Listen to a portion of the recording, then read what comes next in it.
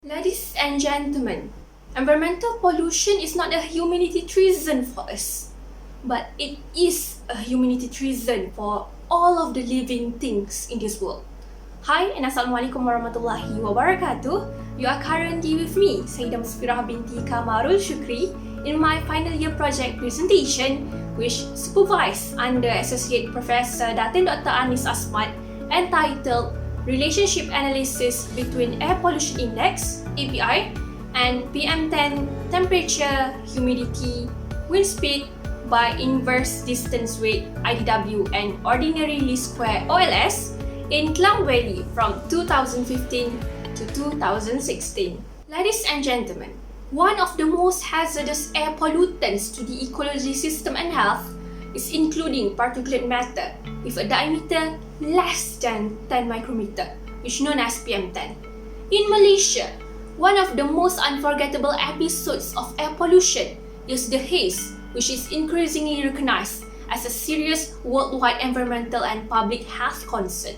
However, even during non-haze period, the ambient air of urban areas such as in the area of Klang Valley is also more toxic than the other whole atmosphere due to the high human population, development, and industrialization activities. Meteorological factors such as wind speed, humidity, and temperature exacerbate the current air pollution phenomenon. Now, ladies and gentlemen, what problems that inspired me to do this project? First, the location of Malaysia caused this country to face the two major monsoon types, which are southwest monsoon during May to September, and the second one, the northeast monsoon during November to March. This led to the change of meteorological factors level. Furthermore, the atmospheric pollution level will be reduced on northeast monsoon since the pollutant will be carried to the earth by the precipitation, but then will be elevated during the southwest monsoon when the pollutants become unstable due to the shifting of warm air to the higher region from the earth. Besides, PM10 is known as dominant pollutant of API, which means the higher the PM10 concentration, so the higher the API as it contributes significant value. During the haze, the PM10 concentration tends to exceed the standard limit from New Malaysia Ambient Air Quality Standard. Furthermore, the urbanization only exacerbates this scenario. Hence, what actually needs to be achieved in this project? This study was conducted first thing first to analyze the distribution of API index and PM10 concentrations in 2015 and 2016 by using IDW. By doing this, we are able to determine the region with the worst air quality and relate what will happen to the API when the PM10 is higher or lower. Besides, the researcher aimed to analyze the correlation of API and PM10, temperature, humidity, wind speed by using ordinary least square OLS, so that we are able to know what is their correlation between variables and how much is the contributable factor of independent variables to the dependent variable. In order to answer the second objective, four null hypotheses were constructed, which are there is no significant correlation between dependent variable and independent variables. Next, let's proceed to the literature review. Ladies and gentlemen, what does happen in this world? Generally, around 92% of people globally inhale dirty air reported, and consequently, 6.5 million of death cases in this world have been reported due to the air pollution that led to cardiovascular and respiratory problems. In Malaysia, severe episodes of smoke haze were reported since April 1983, and this is continuously happening. However, the worst episode happened in 1997 when almost the entire Malaysia had been covered by heavy smoke for almost 6 months due to the forest burning issue from Indonesia, followed by 2015. The effect of urbanization on air quality has been vividly proved in several studies due to the recent outbreak of COVID-19 during Movement Control Order (MCO). Most of the industrial sector was closed. As the result, 63% of air quality monitoring stations in Malaysia showed a significant drop of particulate matter. Now, ladies and gentlemen, in order to achieve the objective of study, three software have been used which are SPSS software, ArcGIS, and Microsoft Excel.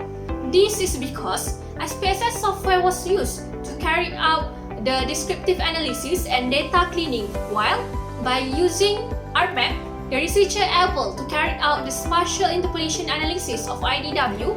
And lastly, in order to answer the second objective and the 4 null hypothesis, Microsoft Excel was used to carry out the OLS method. These figures show the interpolation of API within the area of Klang Valley in 2015 and 2016.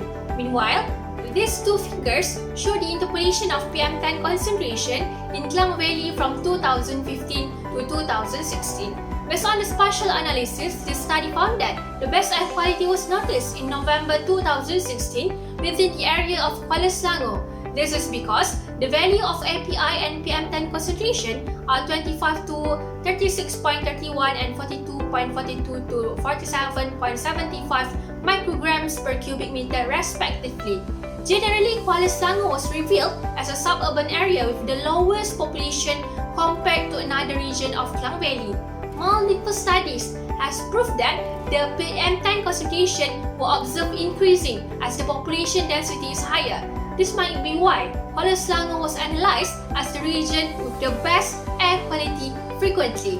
Meanwhile, the worst air quality was analysed within the area of Shah Alam in October 2015. This is because the value of API and PM10 concentration are in the class of 114.17 to 119.2 and 415.24 to 426.57 micrograms per cubic meter respectively. During that month, a severe incident of haze happened due to the El Nino, and several countries in Southeast Asia were adversely affected by it. Previous study revealed that the high API index was obtained due to the huge amount of land and forest fires in Sumatra and Kalimantan. In addition, this is the second worst episode of haze after 1997 since it prolonged until more than 2 months. They also found that the highest API during the haze period was 308 within the area of Shah Alam. Overall, the API value of Klang Valley during the study period was between good to unhealthy, while the PM10 concentration was between good to hazardous. By using the method of OLS, we study able to answer the 4 null hypotheses. Overall, the first, second, and fourth null hypotheses were rejected. Only the third null hypothesis failed to be rejected.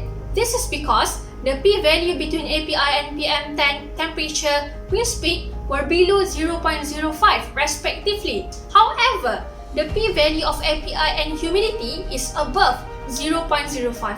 So, how much are the R value for the API and PM10 temperature as well as wind speed? The R value measured between API and PM10 was at 0.783. It is then followed by API temperature at 0.279 and wind speed at 0.18. So, ladies and gentlemen, as the conclusion, this project has accomplished one of its objectives, which is to analyze the distribution of API index and PM10 concentration in 2015 and 2016 by using inverse distance weight IDW. This is because the study has successfully found out that the API and PM10 concentration in Klang Valley between study period was between 25 to 119.2, which is good to unhealthy, and 42.42 to 426.57 micrograms per cubic meter, which is good to hazardous. Kuala Selangor was identified as a region with the best air quality frequently, especially in November 2016 throughout years. Meanwhile, the worst air quality can be identified in October 2015, particularly in area of Shah Alam. Next, do we also succeed in accomplishing the second objective?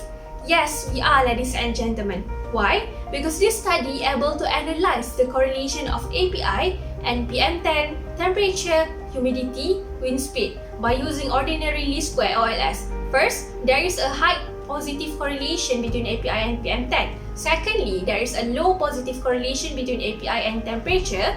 Next, there is an extremely low positive correlation between API and wind speed. Lastly, there is no significant correlation between the humidity and API. Ladies and gentlemen, holistically, there are some research recommendations were proposed. Firstly, as API and PM10 are not only affected due to the three meteorological parameters in this study, which are wind speed, humidity, and temperature, other parameters should be included, such as seasonally monsoon, solar radiation, and wind direction. It will be interesting to assess the effect of other factors, such as vehicles, development, and industrialization data to identify the sources and their attributable factors to the air quality index. Secondly, the researcher believed that another method of spatial interpolation, such as tracking, should be included. This is because it is able to help the study to determine the best spatial interpolation method in the analysis of the spatial pollutant distribution.